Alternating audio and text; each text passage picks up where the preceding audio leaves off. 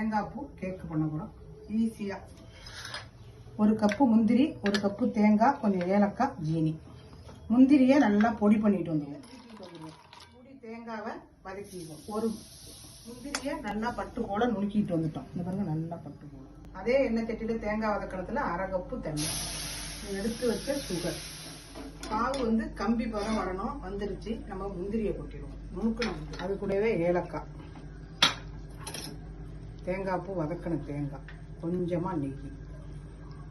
சூப்பரா இந்த மாதிரி எண்ணெய் தட்டி விட்டு இப்படி திரண்டு வந்துடணும். இதை எடுத்து ஒரு நெய் தடவி இருக்கேன், இதை வச்சுட்டு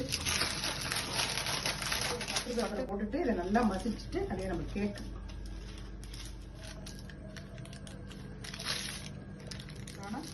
முந்திரி தேங்காய் கேக் ரெடி.